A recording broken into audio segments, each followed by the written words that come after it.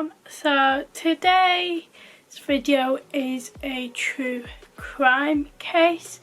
If you're new here, hi, my name is Lucy, and on this channel I talk about the crime and the paranormal.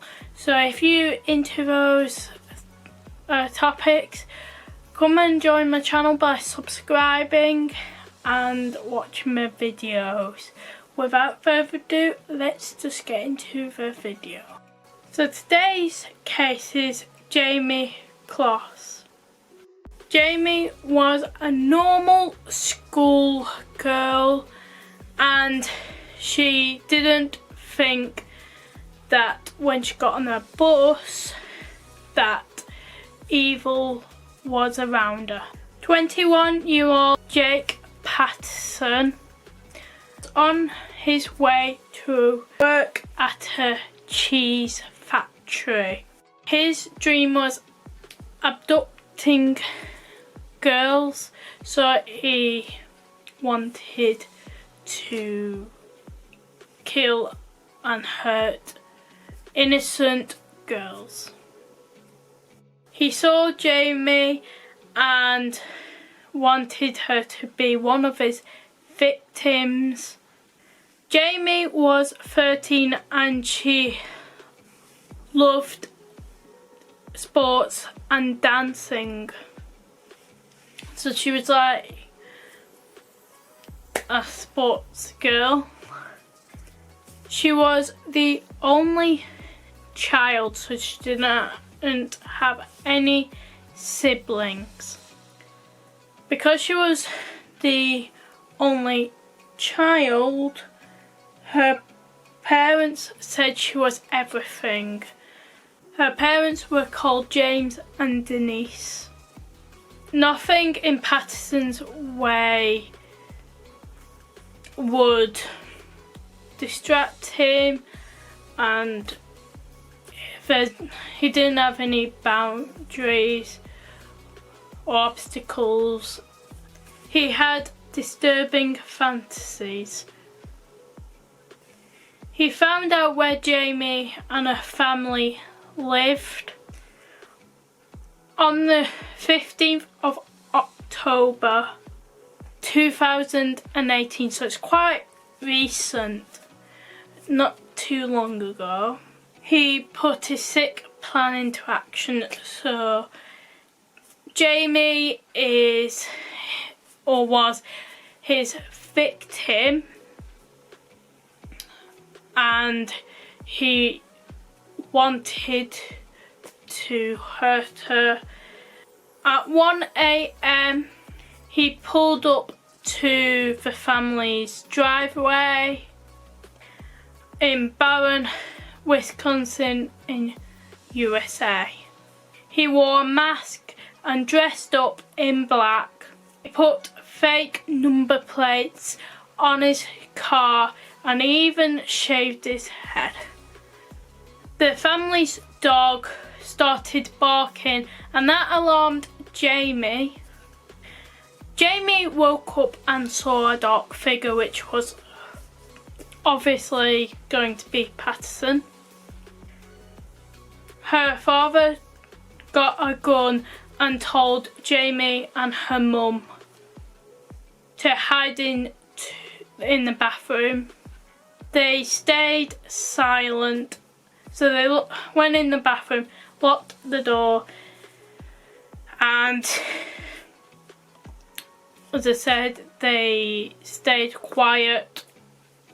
Her dad went to investigate with his gun and see who was the intruder that entered their house. James, who's Jamie's father, was shouting through the glass window on the door, and Patterson lifted his gun and shot a bullet that went through the window, and it shot James in the head. So as you can imagine, 1 AM, Jamie and Denise, that's her mum by the way, locked in the bathroom, let's say upstairs, whilst James, who's the father, went downstairs and went to investigate, and turns out that Patterson shot him in the head, which sounds brutal, gruesome. I wouldn't want to be James in that situation. Yeah, it doesn't sound like it was a nice evening for, like, nice morning for the family. Jamie's father was killed instantly. Patterson then blasted into the house to find Jamie because, as I mentioned, Jamie was his victim, and I don't think he wanted James to be in the way of Jamie. He started kicking down the door of the bathroom because obviously the bathroom door was locked, and the only way he could get in without Jamie and her mother opening the door was to break the door down. Denise called 911, but she didn't get the chance to say a word. Patterson eventually got into the bathroom and saw Denise and Jamie hugged together in, like, terror. Like, they were terrified about what's gonna happen.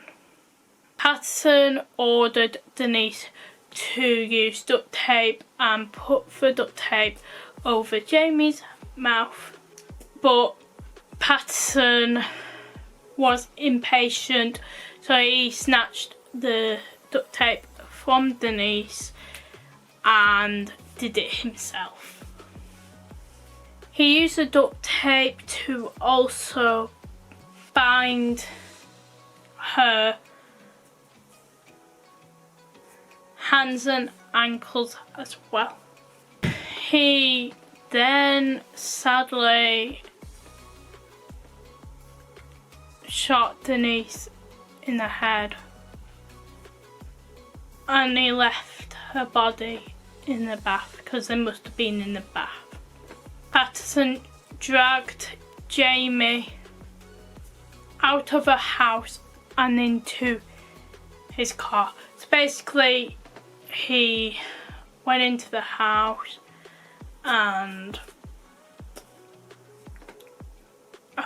like, as I mentioned before, Jamie was his victim. The only reason he came to the house was for Jamie, I'm guessing. So, and he obviously didn't want anyone to get in his way, and the only way for him to do that was kill her parents, which is quite sad. He drove Jamie to a cabin that was 60 miles away from her house. He burnt her clothes that she was wearing at the time and put her in his sister's old pyjamas. The police arrived at the family's house, and there were questions like, where was Jamie as she shot her parents? Their theory, which were the questions, changed fast, and they started to know that Jamie was in danger. They went on a manhunt using volunteers and searching the area to find Jamie and who she was with. There were a number of dollars awarded if you found Jamie. As the months passed, hope was being lost of finding Jamie safe, faded and vanished. So they didn't think she was safe. Obviously she wasn't safe, she was with Patterson, but I think it's like, you know, death, not safe, if you get me. Like, she's died. That's sort of unsafe. They didn't know that Jamie was trapped in hell with Patterson. When Patterson went out, he would force Jamie to go under his bed and I think locked her in the cabin without food and water, so she was like left starved by him. Because he killed her parents, she was terrified that something like that would happen to her if she didn't obey his rules, what he's told her to do, like force her under a bed, that kind of thing. So she didn't want to move. After 88 days, on 10th of January 2019, which again, not very long time ago, this is quite a recent case. Jamie saw her chance of escaping. Whilst Patterson went out, she brought herself out of the bed, put some of his shoes on and ran. I mean, I would probably do if I was in that situation. She saw a woman with a dog when she was running and begged her for help because she's been held hostage by an evil, brutal man. The woman was concerned and took Jamie to her friend's house, like the woman's friend, and she called the police. Both of the women, like the woman and her friend, recognised Jamie from the missing person posters. When Patterson went back to the cabin, he found out that Jamie has gone and escaped.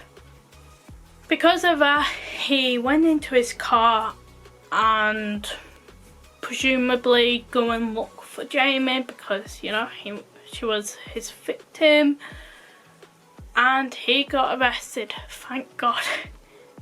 Yeah, he got arrested. Jamie was safe, but she was also traumatised of like how that evil man went to her house and killed the parents. After she tried to recover from this traumatic event, the police wanted to know more about Patterson, and he didn't have a criminal record.